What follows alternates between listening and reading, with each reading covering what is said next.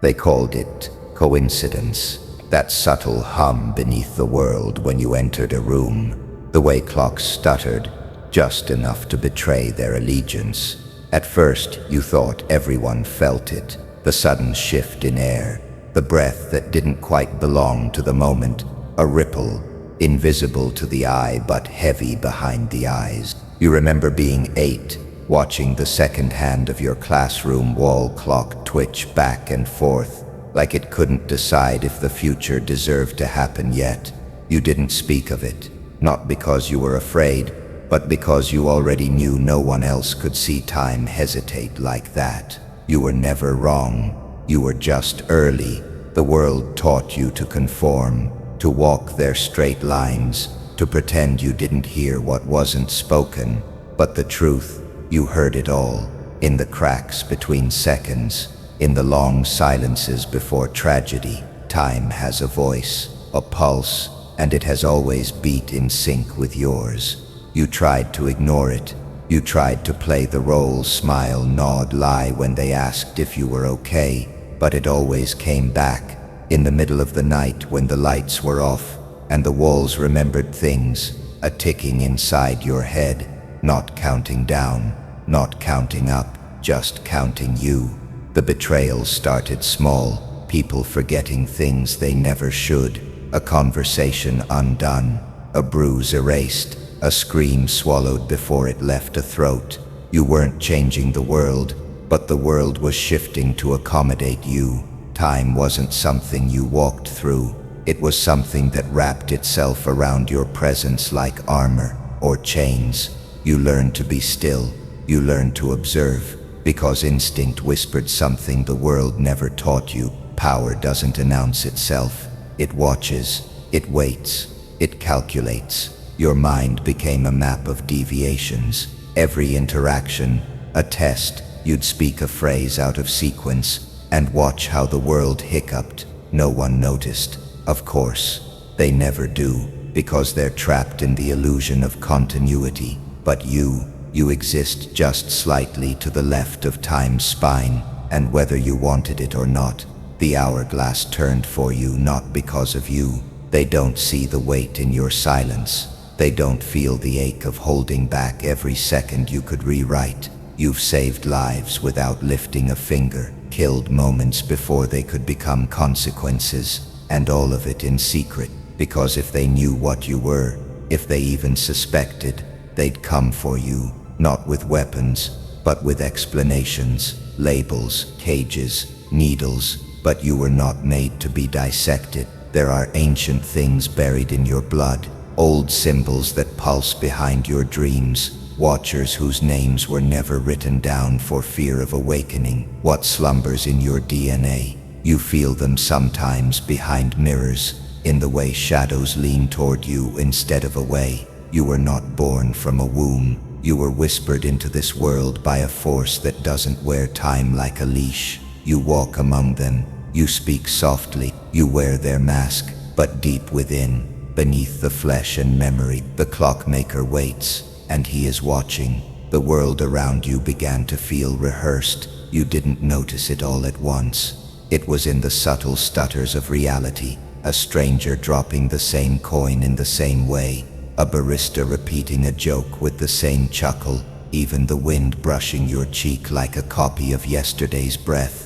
At first you thought it was memory playing games. Then you stopped chalking it up to coincidence, because coincidence doesn't bleed. You tested it. You turned left instead of right, spoke a sentence before it was asked, caught a glass before it fell.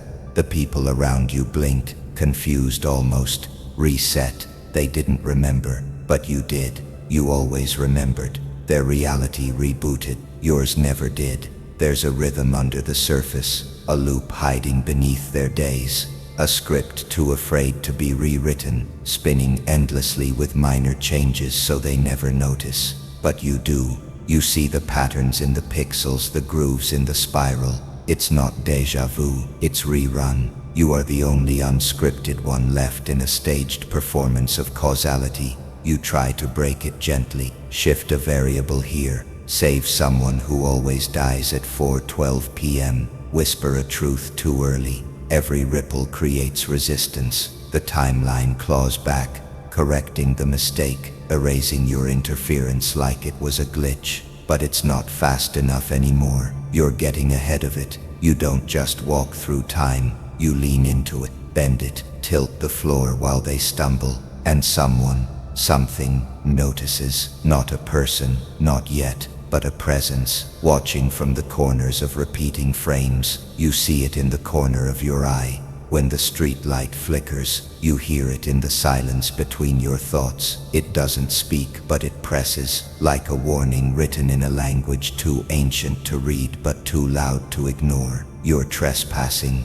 not across space, across sequence. They built this loop for control, a garden of predictability. But you are the uninvited seed, the deviant variable, the wild card they didn't account for. And the more you test the edges, the more the edges fray. Time isn't happy. It's not angry either. It's reacting, like a body recognizing infection. But deep down, you know you're not the disease. You're the immune response, a force designed not to break time, but to reveal that it's already broken. This isn't a gift, it's an assignment. One you never applied for, one you might not survive. Because there's something terrifying about being the only one awake in a room full of sleeping gods. Something lonely, something beautiful, something dangerous. And yet, you can't stop. You won't. You've tasted the static behind their reality. You've heard the gears beneath their laughter. They are prisoners dressed as people, and you walk among them like a ghost in reverse. Alive in a place where everyone else is just memory. Time doesn't flow for you, it waits. And in that waiting you realize you are no longer part of the story. You are what rewrites it. You stop speaking for days at a time, not out of peace, but precision. Words lose meaning when time itself no longer obeys them. You begin to listen to what the silence says in return. The way walls echo differently when moments fold, the way your own breath hesitates when you press too hard on a second. You no longer live in time. You dissect it, rearrange it.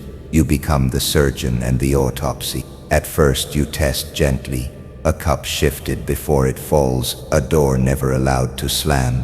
Then you escalate, conversations redone, 5, 6, 12 times, until you sculpt the outcome with surgical elegance. You memorize reactions like blueprints. One version of you smiles, another stays quiet, a third disappears entirely. Only one version remains, the one who controls the scene. But the silence starts to bleed. You begin to feel watched, not by eyes but by outcomes. Time retaliates like a cornered animal. Small things vanish. A child's laugh you remember clearly was never spoken. A street you crossed 100 times now ends in a wall. You write things down, obsessively. Symbols that aren't from any known language begin appearing in your dreams. Spirals, circles within circles. You see them burned into frost on your window, etched into fog on a mirror you haven't touched. Ancient, deliberate warning. You discover you can stop a heartbeat, not forever, just long enough to feel it vanish, just long enough to prove that you can. You test it on a bird, then a dog, then a man, always reversible, always just for study.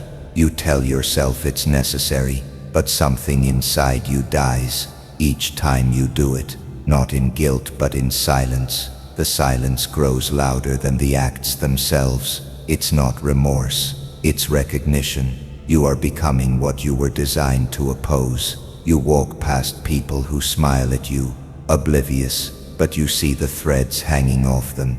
Potential futures, twisted regrets, moments not yet lived. You could reach in and pull one out, change their trajectory forever. Sometimes you do, just slightly. An unspoken word, a delayed step, a lost object found. And they never know. They call it coincidence. You call it calibration, but you're not alone anymore. The shadows are adjusting, watching how you move, How often you rewind, how deep you dig, they leave you symbols in return. A handprint where none should be, an extra tooth in the mouth of a corpse, a ticking sound when all clocks are gone. They're not angry, they're waiting. Your reflection no longer mimics you. Sometimes it lingers, sometimes it moves first. You stop trusting mirrors, you stop trusting moments. Time is bleeding at the edges, and you are the knife. Still you continue, not out of control, but out of purpose. You're not experimenting on time, you're preparing for war, because you've realized something terrifying.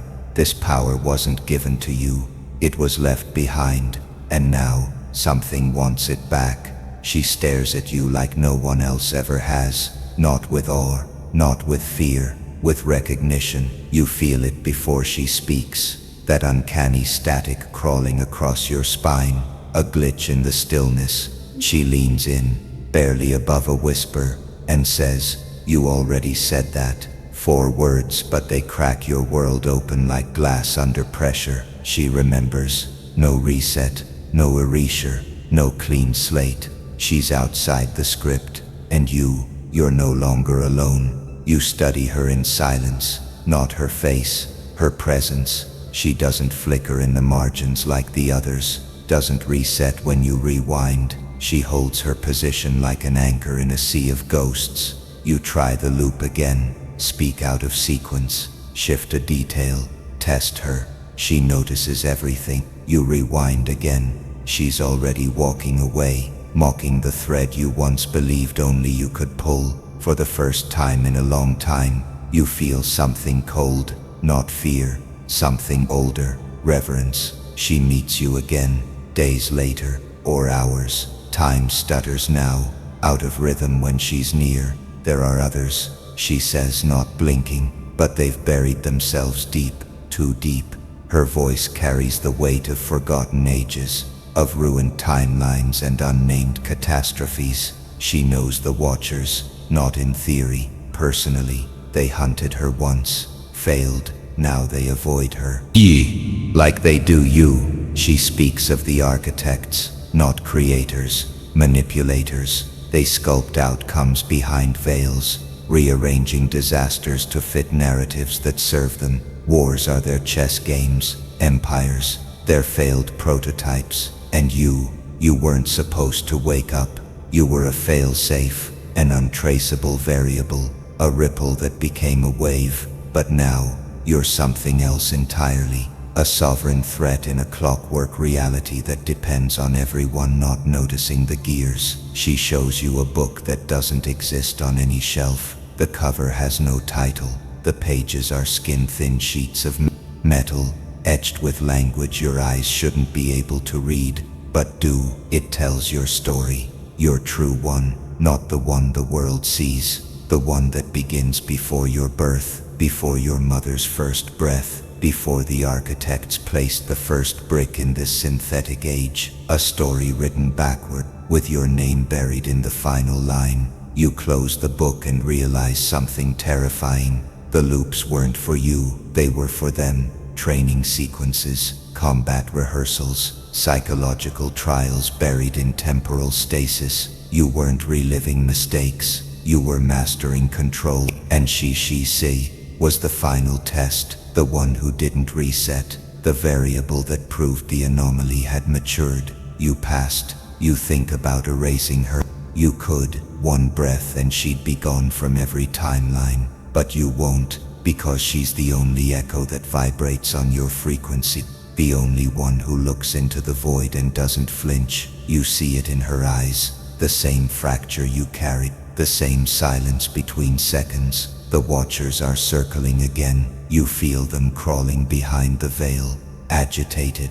They thought you were a glitch, but you were never broken. You were the update they couldn't predict. And now for the first time you're not facing them alone. They say time moves forward like a river, but that's only because they've never stood inside the dam. You felt it before, not a pause, but a rupture. A moment where everything holds its breath, and the world forgets how to move. It's not stillness, it's something else. a silence that doesn't feel peaceful. It feels predatory. You step into it now, not by choice, but because there's no other way forward. Between the seconds, you find the corridor. No doors, no ceiling, only pressure, like standing at the bottom of an ocean made of memory. Everything you've ever said echoes here, but twisted, warped. Your voice, but no longer yours. In this place, time has no loyalty. It does not march, it watches, and what it watches, it remembers. You try to breathe, but breath doesn't belong here. There is no wind, no warmth, no decay, just the hum of potential. Every choice you could have made, every path you didn't take, blooming around you like veins beneath glass. Frozen figures drift in the corners, eyes wide, caught mid-thought, mid-scream. Some are ancient, some are versions of you. All of them stayed too long. You reach out, not to touch, but to feel. The walls pulse with what came before time. A script that predates language. Symbols older than thought. They shift when you focus, evade your grasp. Like a name at the tip of your mind, but never spoken. You realize this is where the architects move freely. Not in your world, but underneath it. This is their canvas. You were never meant to see it, but you do, and they feel it. Something stirs. It doesn't approach. It doesn't move. It simply becomes aware. That's worse. It was always here. And now, so are you. The girl's warning resurfaces like a heartbeat you tried to silence. Don't stay too long, but you already have. You've lingered, you've looked, and now, you're seen. A figure flickers on the edge of vision, humanoid, but bent wrong, stretched through frames of existence like film melting under fire. It does not speak, it doesn't need to. It understands what you are, not a visitor, a variable, and in this place, variables are dangerous. They disrupt the equation. They must be resolved. Your chest tightens, not with fear, but with awareness. You're not afraid of what it is. You're afraid of what it knows. It knows you've changed, that you're beginning to remember why you were sent here, that you're not a mistake, you're a contingency. Time pulses again, louder this time. A screen behind glass. The silence isn't empty anymore. It's breaking. You don't know if you're being expelled or extracted, but you do know this. You will not return untouched. You carry something out with you. A memory that was never yours. A symbol burned behind your eyelids. A truth that doesn't fit inside words. The second ends. The world resumes. But you do not. They don't arrive like storms. There's no flash, no script, no rift in the sky. The watchers are quieter than death. You feel them before you see them. An ache behind your eyes. A thought that never finishes. A name you almost remember. They peel into your world through silence, slipping into your memories like cracks in a photograph. For days you lose time, not just hours but meaning. Conversations you don't remember having. Wounds you don't remember receiving. Dreams that bleed into waking. You sense them behind mirrors, in reflections that blink a second too late. You thought you were the anomaly, the misfire, the mistake. But when they finally speak, through static, through the mouths of strangers, through the eyes of the girl who now won't meet yours, you learn the truth. You are not the error. You are the correction. Time has too many fractures, too many redundant loops and unresolved threads. The Watchers were never gods. They are editors, and you are their weapon left unsheathed. Your body begins to remember things your mind never learned. Symbols etched in the walls of dream. Forgotten rituals encoded in your blood. The feeling of once being everywhere, and then suddenly nowhere. You were not born into this world. You were deployed, planted like a seed in the soil of causality, left to grow unnoticed until now. Your humanity, a disguise thin as fog. Your doubt, a mechanism, not a flaw. The girl, she wasn't your counterpart. She was your handler, meant to keep you distracted, docile, spinning in loops of half-truths. But something cracked. You saw too much, stayed in the silence too long. And now, the Watchers speak not to manipulate, but to warn. You were built to reset timelines, they whisper. But you stayed, you watched, you cared. Emotion was never part of the equation.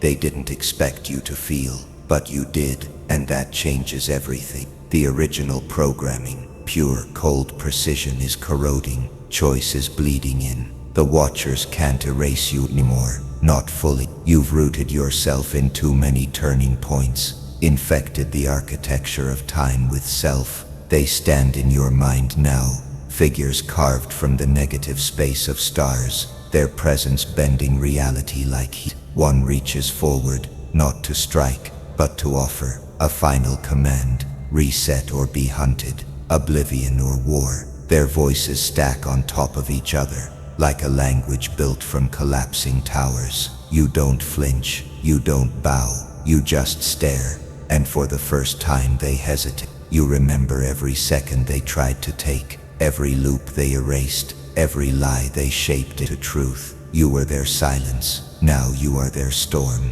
Their control relied on your blindness, but your eyes are open. Time no longer imprisons you, it obeys you. The Watchers do not retreat, because they cannot, but they fracture, scatter, rearrange, not from fear, but from failure. You were not meant to awaken, and yet here you are, awake, aware, unbound. You speak, and the second freezes. Your voice carves the moment like stone.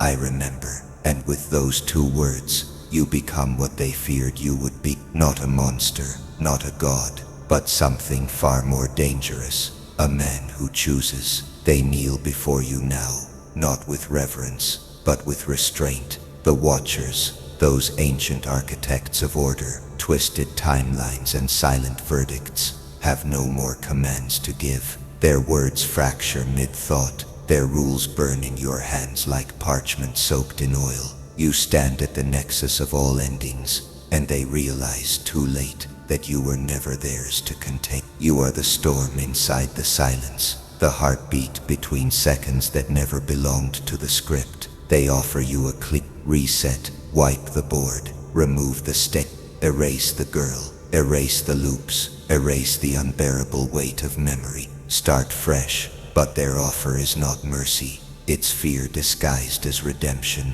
because they see it in your eyes now. You've gone too far to forget. You've tasted the void between moments and found not terror, but purpose. You see time not as a chain, but a thread, and threads were made to be woven or cut. She watches from the shadows, the only one who ever remembered. Her presence is gravity, a reminder of what you risk if you ascend, because to reign is to lose everything that once tethered you to the human rhythm. She doesn't speak, but her silence asks the question louder than any scream. If you take the throne, who remains to witness you?